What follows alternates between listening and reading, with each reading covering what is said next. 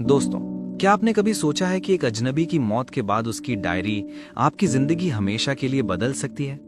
क्या होगा अगर वो बदलाव आपको एक ऐसे रास्ते पर ले जाए जहां दौलत और शोहरत तो हो, लेकिन सुकून और सच्चा प्यार आपसे दूर हो जाए?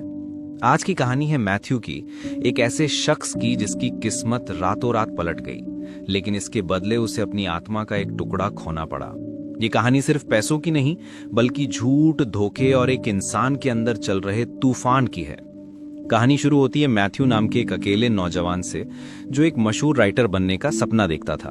उसका सबसे बड़ा सपना था कि उसकी पहली नॉवल समवन फ्रॉम बिहाइंड किसी पब्लिशर को पसंद आ जाए और उसकी गरीबी हमेशा के लिए खत्म हो जाए। लेकिन फिलहाल वो एक मजदूर की तरह काम कर रहा था। उसका काम था एक ट्रक में दिन रात सामान लादना और उतारना। खाने पीने की चीजों से लेकर कॉलेज के स्टूडेंट्स के सामान तक वो सब कुछ ढोता था। एक दिन जब वो यूनिवर्सिटी में डिलीवरी के लिए गया तो उसने एक मशहूर नॉवेलिस्ट को देखा। उनका नाम था एलिस। एलिस बहुत यंग और खूबसूरत थी और मैथ्यू को उनसे पहली नजर में ही प्यार हो गया। लेकिन तभी उसका दोस्त उसे असलियत याद दिलाता है कि वो सिर्फ एक आम मजदूर हैं और एलिस उनकी दुनिया से बहुत दूर है। मैथ्यू ने अपने ख्वाबों को झटक कर काम पर ध्यान दिया। कुछ दिनों बाद उसे पब्लिशर का जवाब आया और उसकी नॉवल रिजेक्ट हो गई। उसकी उम्मीदें पल भर में टूट गई। उसने पब्लिशर को फोन करके पूछा कि उसकी राइटिंग में क्या कमी है, लेकिन फोन तुरंत काट दिया गया। अगले ही दिन मैथ्यू फिर से काम पर था। इस बार उसे एक अपार्टमेंट की सफाई करने का काम मिला, जिसकी बूढ़े किराएदार की 2 दिन पहले मौत हो चुकी थी। अपार्टमेंट के मालिक ने बताया कि वो बूढ़ा आदमी लियोन पिछले 35 सालों से अकेले रह रहा था और उससे मिलने कभी कोई नहीं आया था। उन्हें कुछ फर्नीचर चैरिटी में देना था और बाकी सब फेंकना था। लियोन के कमरे में घुसते ही मैथ्यू ने देखा कि वहां किताबों और अखबारों का ढेर लगा हुआ था। इससे साफ था कि उस आदमी को लिखने पढ़ने का बहुत शौक था। जैसे ही मैथ्यू ने सामान पैक करना शुरू किया, उसे लियोन की एक डायरी मिली। डायरी खोलते ही उसे लियोन की शानदार राइटिंग का पता चला। डायरी में एक फ्रेंच सोल्जर के रूप में लियोन की जिंदगी के बारे में लिखा था, जिसमें उसने अल्जीरिया के युद्ध के दौरान अपनी पहली हत्या और अपनी गहरी चिंताओं के बारे में बताया था। घर आकर मैथ्यू ने एक नई नॉवल लिखने की कोशिश की, लेकिन वो कुछ लिख नहीं पा रहा था। उसे समझ नहीं आ रहा था कि वो ऐसी कहानी कैसे बनाए जो लोगों को इमोशनली कनेक्ट कर सके। तभी उसे एक शानदार आइडिया आया। उसने लियोन की डायरी को आधार बनाकर एक नॉवल लिखने का फैसला किया। उसने सभी किरदारों के नाम बदल दिए और डायरी की कहानी को एक नॉवल की शक्ल दे दी। इस नॉवल का नाम उसने ब्लैक सैंड रखा। अगले दिन उसे पब्लिशर का फोन आया और इस बार उसकी नॉवल सिलेक्ट हो गई। मैथ्यू बहुत खुश हुआ, लेकिन क्योंकि वो उसकी अपनी कहानी नहीं थी तो उसने डायरी से सारे जरूरी पॉइंट्स याद कर लिए, ताकि वो पब्लिशर के सामने पूरी कहानी अच्छे से सुना सके। सब कुछ याद करने के बाद उसने डायरी जला दी और ये दावा किया कि ये कहानी पूरी तरह से उसकी है। उसे नहीं पता था कि ये झूठ उसकी जिंदगी में एक बहुत बड़ी मुसीबत लाने वाला था। मैथ्यू पब्लिशर से मिला, जिसने उसकी राइटिंग की बहुत तारीफ की। वहां उसने एलिस को भी देखा, जो उसकी नॉवल को रिव्यू कर रही थी। मैथ्यू ने एलिस से बात की, जिसने उसे पहचाना नहीं। एलिस ने बताया कि ब्लैक सैंड एक बेहतरीन नॉवल है और ये उसकी उम्मीद से कहीं बेहतर थी। तभी एक बुक स्टोर के मालिक ने मैथ्यू को बधाई दी और एलिस को पता चला कि मैथ्यू ही ब्लैक सैंड का असली राइटर है। एलिस इससे बहुत इंप्रेस हुई। 3 साल बाद मैथ्यू एक मशहूर लेखक बन चुका था। उसकी नॉवल एक बेस्टसेलर थी और वो खूब पैसा कमा रहा था। और तो और एलिस अब उसकी गर्लफ्रेंड थी। एलिस उसे अपने अमीर माता पिता एलन और हेलन से मिलवाने के लिए अपने शानदार बीच साइड मैंशन में ले गई। वहां पे एलिस के पिता ने उसे अपने रेयर फ्रेंच रॉयल एरा हथियारों का कलेक्शन दिखाया। मैथ्यू अपनी जिंदगी का सबसे अच्छा समय बिता रहा था। तभी उसके पब्लिशर का फोन आया। 3 साल बीत चुके थे और उसने एक भी नई नॉवल नहीं दी थी, जो कि उसके कॉन्ट्रैक्ट का उल्लंघन था। मैथ्यू बहुत निराश था, क्योंकि वो जानता था कि उसके पास ब्लैक सैंड जैसी कोई और कहानी लिखने की काबिलियत नहीं थी।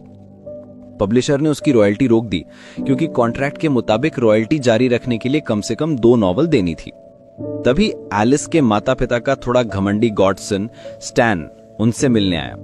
स्टैन को एलिस पसंद थी, इसलिए वो मैथ्यू को देखकर खुश नहीं था। अगले दिन मैथ्यू फिर से लिखने की कोशिश कर रहा था, लेकिन कुछ नहीं लिख पा रहा था। उसने अपनी पहली रिजेक्ट हुई novel someone from behind Alice को पढ़ने के लिए दी। उसने एलिस से कहा कि पब्लिशर ने उसे ये नॉवल रिव्यू के लिए दी है और वो बिजी होने की वजह से उसे नहीं पढ़ सकता। इसी बीच स्टैन वहां आ गया और उसने मैथ्यू से बात की। स्टैन ने बताया कि उसके पिता अल्जीरिया में काम कर चुके थे और उसे अल्जीरिया के बारे में बहुत कुछ पता है। वो हैरान था कि मैथ्यू ने बिना अल्जीरिया गए इतनी डिटेल में ब्लैक सैंड जैसी नॉवल कैसे लिख दी। स्टैन लगातार मैथ्यू की कमजोरियां खोजने की कोशिश कर रहा था और उसने ये भी कहा कि एलिस के लिए एक आइडियल आदमी के स्टैंडर्ड्स बहुत हाई हैं, जिससे मैथ्यू असहज हो गया। उसी शाम एलिस ने मैथ्यू को बताया कि उसने जो नॉवल उसे दी थी वो बहुत खराब थी। वो उसे पूरा भी नहीं पढ़ पाई क्योंकि वो इतनी बोरिंग थी। एलिस ने कहा कि उसे यकीन है कि कोई भी पब्लिशर ऐसी नॉवल को स्वीकार नहीं करेगा। मैथ्यू बहुत दुखी और गुस्से में था। कुछ दिनों बाद मैथ्यू को बैंक से फोन आया कि उसका क्रेडिट कार्ड ओवर लिमिट हो गया है और उसे तुरंत पेमेंट करना है। मैथ्यू घबरा गया क्योंकि उसकी रॉयल्टी रुकी हुई थी और उसका अकाउंट खाली था। वो ब्लैक सैंड जैसी दूसरी नॉवल नहीं लिख पा रहा था, जिससे उसका तनाव और बढ़ गया था। हताश होकर उसने एक हादसा होने का नाटक किया और हॉस्पिटल चला गया। उसने दावा किया कि लुटेरों ने उस पर हमला किया था, लेकिन यह सिर्फ एलिस और उसके परिवार को यह बताने के लिए था कि वो तनाव में है और खुद को नुकसान पहुंचा रहा है। इसी बीच स्टैन को मैथ्यू पर कुछ शक होने लगा। घर पर पब्लिशर लगातार मैथ्यू को नई नॉवल के लिए परेशान कर रहा था, लेकिन वो सिर्फ खोखले वादे ही दे रहा था। उसने एक पैराग्राफ भी नहीं लिखा था। एलिस के पिता एलन भी अपने होने वाले दामाद के बारे में चिंतित थे। उन्होंने मैथ्यू को बताया कि उसके लिए एक लेटर आया है। जब मैथ्यू ने उसे खोला तो उसमें लियोन की एक तस्वीर थी जिसे मैथ्यू मरा हुआ मानता था। कुछ समय बाद मैथ्यू एलिस के साथ एक बुक साइनिंग इवेंट में गया। तभी एक आदमी उसके पास आया और उसने कहा कि वो लियोन का दोस्त है। उस आदमी आनो ने मैथ्यू पर एक मरे हुए आदमी की डायरी का गलत इस्तेमाल करने का आरोप लगाया। उसने मैथ्यू से 500 मिलियन मांगे और धमकी दी कि अगर उसे पैसे नहीं मिले तो वो सबको बता देगा कि ब्लैक सैंड मैथ्यू की कहानी नहीं है। अगले दिन आनो ने फिर से फोन किया। मैथ्यू ने उसे बताया कि उसका अकाउंट खाली है, तो आनो ने उसे धमकी दी कि वो जानता है कि एलिस और उसका परिवार कहाँ रहते हैं। मजबूर होकर मैथ्यू ने आनो को एलन के कलेक्शन से एक बहुत महंगी पिस्तौल देने का वादा किया। मैथ्यू को पता नहीं था स्टैन पीछे खड़ा होकर उनकी सारी बात सुन रहा था। उसी रात मैथ्यू ने पिस्तौल चुराने का फैसला किया। उसने एलन के गोल्फ ग्लव्स पहने और खिड़की तोड़ दी ताकि ये एक चोरी लगे। अगली सुबह पुलिस ने जांच की और मैथ्यू और एलिस ने अलार्म सिस्टम लगाने का सुझाव दिया। स्टैन, जिसे मैथ्यू पर शक हो गया था, चुपके से उसके कमरे में घुस गया। स्टैन को एक लकड़ी का बॉक्स मिला। तभी मैथ्यू कमरे में आया और उसने स्टैन को वही पिस्तौल पकड़े हुए देख लिया जिसे उसने छिपाया था। स्टैन ने मैथ्यू पर हमला किया और कहा कि एलिस कभी उसकी नहीं होगी। हाथापाई में मैथ्यू ने पिस्तौल से स्टैन के सिर पर मारा। स्टैन की उसी चोट से मौत हो गई। मैथ्यू हैरान था क्योंकि उसका इरादा स्टैन को मारने का नहीं था। कुछ ही देर में एलिस की आवाज सुनाई दी और मैथ्यू ने तुरंत स्टैन की लाश और सामान को अलमारी में छिपा दिया। उसने देखा कि स्टैन के नाखूनों के निशान उसके गले पर थे, जिसे उसने कॉलर वाली शर्ट से छिपा लिया। जब एलिस और एलेन आई तो उन्होंने पूछा कि स्टैन बिना बताए क्यों चला गया। एलिस ने उसे फोन किया, जैसे मैथ्यू घबरा गया। उसने तुरंत स्टैन के फोन को साइलेंट किया और एलिस को एक मैसेज भेजा कि स्टैन को कोई जरूरी काम आ गया है। उसी रात वे सब डिनर कर रहे थे, तभी छत से कुछ टपका। मैथ्यू को लगा कि यह स्टैन का खून है, लेकिन यह सिर्फ उसका डर था। असल में उसकी नाक से खून बह रहा था। एलिस ने उसकी मदद करनी चाहिए, लेकिन मैथ्यू ने मना कर दिया और तुरंत अलमारी चेक करने भागा। कुछ देर बाद एलिस अपने कुत्ते के साथ मैथ्यू के पास आई। कुत्ता अलमारी के पास जोर जोर से भौंकने लगा, जिससे मैथ्यू थोड़ा गुस्सा हो गया और उसने एलिस को तुरंत वहां से जाने को कहा। उसी रात जब सब सो रहे थे, मैथ्यू ने स्टैन की लाश को एक चटाई में लपेटा और उसे ऊपर से नीचे धक्का दिया। फिर वो लाश को समुद्र तट पर ले गया और उसे डबोने का प्लान बनाया। सब कुछ करने के बाद वो वापस भाग रहा था, लेकिन उसकी नाव का इंजन बंद हो गया। तभी एक मरीन पुलिस की नाव दिखाई दी। घबराकर मैथ्यू समुद्र में कूद गया और तैरकर किनारे की तरफ भागा। सुबह हो चुकी थी और वो जल्दी से घर पहुंचा ताकि किसी को पता ना चले कि वो कहीं गया था। वो बिस्तर पर लेटा, लेकिन एलिस पहले से ही जाग चुकी थी और सोच रही थी कि मैथ्यू पूरी रात कहां था। दोपहर को मैथ्यू उठा और एलिस को ढूंढने गया। वो समुद्र तट पर थी और एक नॉवल पढ़ रही थी। वो चट्टानों के पास एक बंडल देखकर चौंक गई, लेकिन ये सिर्फ मैथ्यू का एक बुरा सपना था। मैथ्यू ने तुरंत आनो को वो चुराई हुई पिस्तौल दे दी। आनो बहुत खुश हुआ। उसने खुलासा किया कि वो लियोन का बेटा है। जब लियोन जिंदा था तब वो उससे मिलने कभी नहीं आया था, लेकिन अब जब उसकी डायरी बेस्ट सेलर बन गई थी तो वो पैसा ऐंठने आ गया था। घर लौटने पर मैथ्यू एलिस के बदले हुए रवैये से हैरान था। एलिस ने उस पर पिछली रात धोखा देने का आरोप लगाया। उसने मैथ्यू के फोन पर कई कॉल दिखाए, ये सोचकर कि वो किसी और महिला के हैं, जबकि वो आनो के कॉल थे। मैथ्यू ने एलिस को बताया कि वो सिर्फ उसी से प्यार करता है। उसने कहा कि उसने हमेशा उसका सपना देखा था, लेकिन तब वो कुछ नहीं था। फिर ब्लैक सैंड ने सब कुछ बदल दिया। उसने आखिरकार कबूल किया कि वो एक महान लेखक नहीं है और वो नॉवल उसकी नहीं थी। उसे बस डर था कि अगर एलिस को सच पता चला तो वो उसे छोड़ देगी। लेकिन एलिस ने उसे छोड़ना नहीं चाहा। उसने कहा कि उनका प्यार सच्चा है और उसे किसी वजह की जरूरत नहीं है। कुछ दिनों बाद मैथ्यू को अपनी जिंदगी पर एक नॉवल लिखने का आइडिया आया। उसने अपनी कहानी लिखी जिसमें एक आम आदमी का एक अमीर लड़की से प्यार करना, उसके संघर्ष और स्टैन के मर्डर और झूठ के बारे में सब कुछ लिखा था।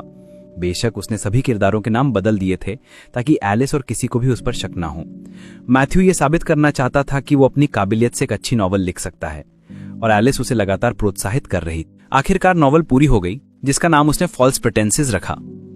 लेकिन जब वो एलिस को ढूंढने समुद्र तट पर गया तो उसने देखा कि पुलिस ने स्टैन की लाश समुद्र में ढूंढ ली थी।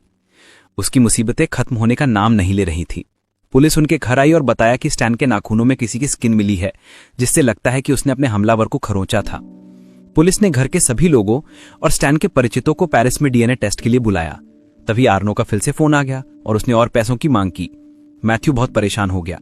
अगर उसने डीएनए टेस्ट कराया तो वो पकड़ा जाएगा और जेल जाएगा। वो इस मुश्किल से निकलने का रास्ता ढूंढने लगा। अगले दिन एलिस और उसके माता पिता स्टैन के अंतिम संस्कार के लिए पेरिस निकल गए। मैथ्यू ने पब्लिशर से मीटिंग का बहाना बनाया और उनके साथ नहीं गया। उसने एलिस को अपनी नई नॉवल दी और वादा किया कि वो संडे को पेरिस में डीएनए टेस्ट के लिए मिलेगा। मैथ्यू आनो से मिलने गया। मैथ्यू ने आनो को नुकसान पहुंचाने की योजना बनाई और उसकी सीट बेल्ट में सिक्का फंसा दिया ताकि वो काम न करे। आर्नो ने उसे धमकी दी कि अगर उसे पैसे नहीं मिले तो वो एलिस और उसके परिवार को नुकसान पहुंचाएगा।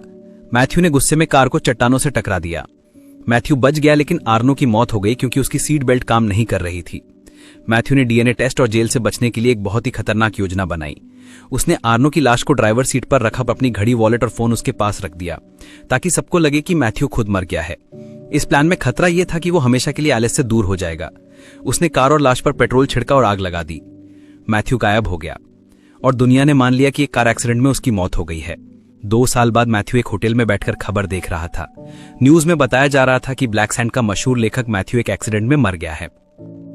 2 साल बाद मैथ्यू फिर से एक मजदूर के तौर पर काम कर रहा था। उसने ये मान लिया था कि वो एक महान लेखक नहीं है और यही उसकी किस्मत है। उसके लिए जेल में मशहूर होने से बेहतर था एक आम इंसान बनकर शांति से जीना। उसकी कमाई कम थी लेकिन उसकी जिंदगी में सुकून था क्योंकि वो अब झूठ की जिंदगी नहीं जी रहा था। एक दिन बारिश हो रही थी। मैथ्यू घर जाते हुए एक बुक स्टोर के पास रुका और अपनी तस्वीर देखकर हैरान हो गया। उसने जो नॉवल एलिस को दी थी, फॉल्स प्रिटेंसेस, वो पब्लिश हो चुकी थी और यूरोप पर में एक बेस्ट सेलर बन गई थी। उसने देखा कि एलिस अंदर एक बच्चे के साथ थी जो असल में उसका अपना बेटा था। मैथ्यू पूरी तरह से टूट चुका था क्योंकि वो अपने प्यारे बच्चे को गले नहीं लगा सकता था। तभी एलिस ने दरवाजे की तरफ देखा और कहानी वहीं खत्म हो जाती है।